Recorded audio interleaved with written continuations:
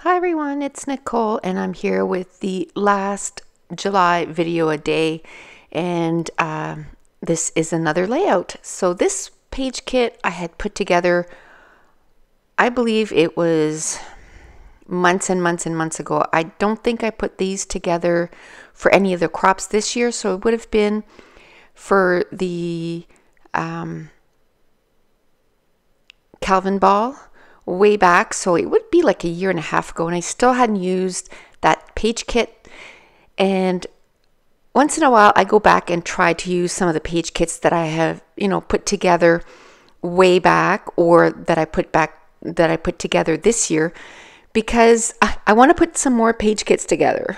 To tell you the truth, this is probably one of my favorite things to do, is to put page kits together, but I don't want to end up with 100 page kits that are not done and just sitting there.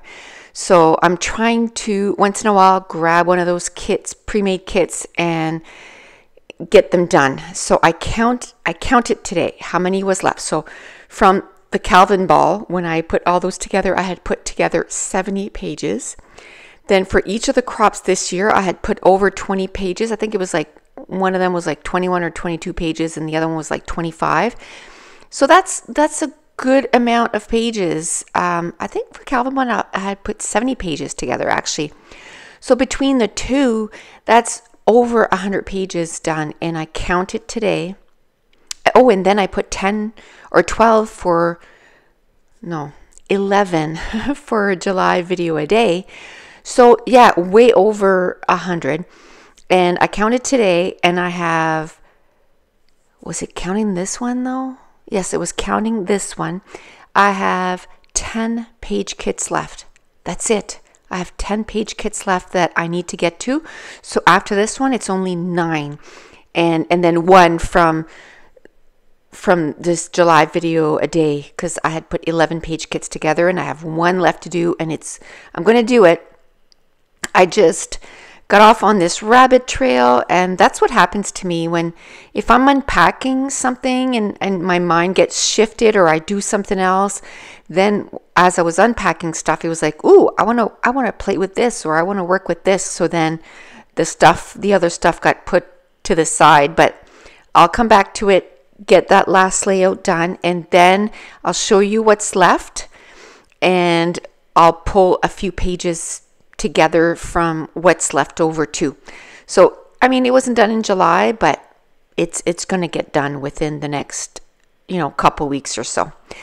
So this one here, it had a lot of zoo stuff, and I think originally when I had put this page kit together, I intended to do a page with my daughter's lizard. Well, I know I did, because it had a lot of like lizard words on it, and then I had even spelled her name out, Lola, in some stickers, because I had done this so that I could absolutely do the page without needing anything else. And but when I looked at it today, I was like, you know what, I want to do some zoo pages. I have quite a few pictures of Mason and just different things at the zoo. It just really gives me a zoo feeling. So I wanted to do that for this page.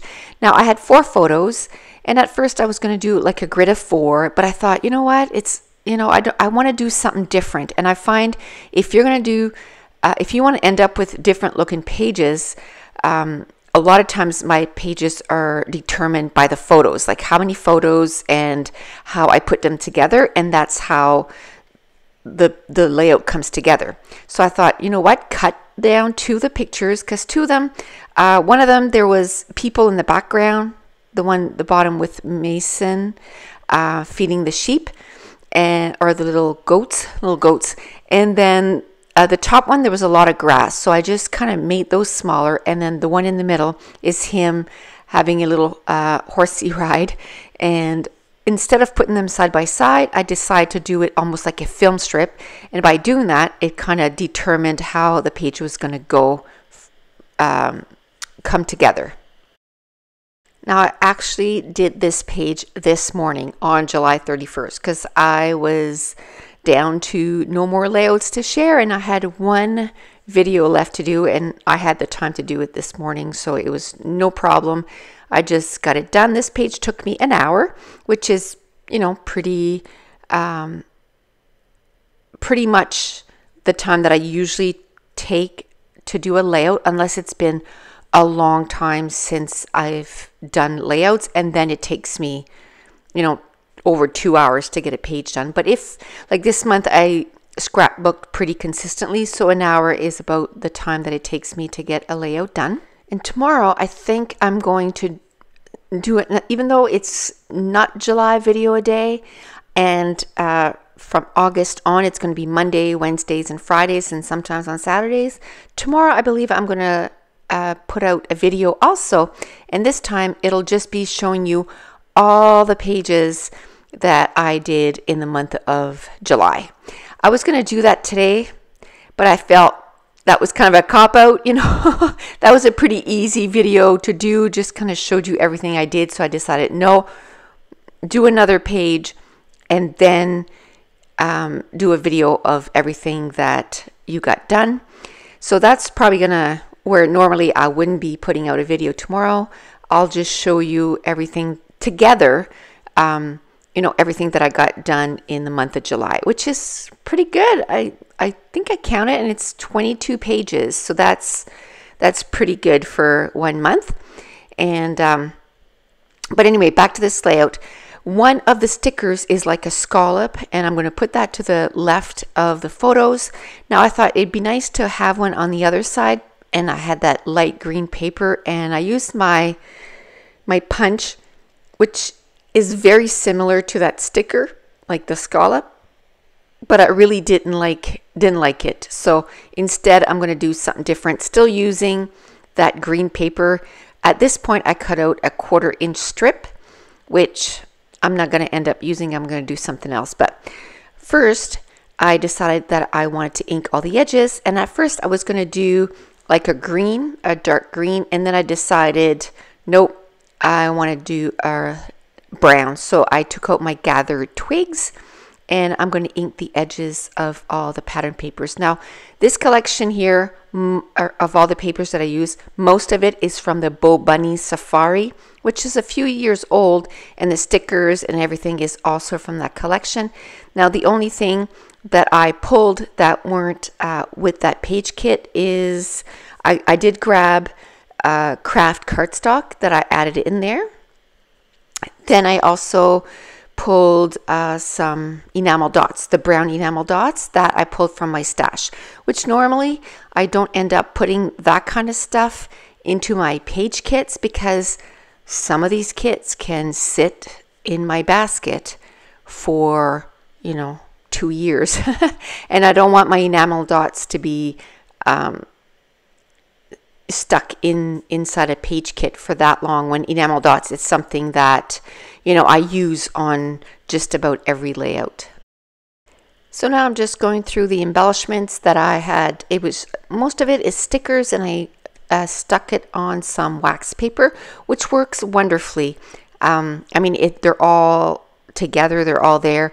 The only thing is, once they're on that wax paper for any amount of time, they will not come off. Like a lot of them, if I do pull them off, it pulls that second layer of the sticker, or like the one that says where the wild things something where the wild things are, that I just ended up cutting around it, and because the wax paper didn't want to come off. But at the time I was able to put the page kits together a whole lot faster instead of using the powder tool from Eka Success, you know. And at the time I didn't want to spend the time taking the sticker off all those stickers, so I had done the wax paper, and it works fine as long as you keep in mind that you're going to have to put more glue, which, you know, using the rubber powder tool, you'd still have to put more glue anyway. So the only thing is, you know, you have to cut around the wax paper, which is not a big deal. So this is what I decided to do for the with the green paper. I just cut about 1/8 of an inch strip, and I'm going to put it on either side of that polka dot paper. And it's going to be, basically acting like faux ribbon, you know. And I'm just going to use my quick dry adhesive and I'm going to glue that down. And that darn thing is doing that again. So hopefully I don't have to clean that thing like once every, 2 weeks or so. I want to clean it one more time, and if it does it again, I'll just change the top, because this is it must be broken or something, because the glue keeps coming in between those the second cap and the needle. But anyway, it still works, so for now I'll use it, and like I said, I might clean it one more time, and then that'll be it. I'll change the top. But that reminds me of, cleaning the top again. Today I was kind of laughing because I just did that, my scrap room tour, like less than 2 weeks ago. And already you can see tons of changes in my scrap room. I wasn't done getting everything ready, but I knew that if I waited till it was absolutely perfect, that it could be up to another year before I would do a scrap room tour, because I'm still unpacking some stuff. I probably have, I don't know, maybe 25, 30 boxes left. And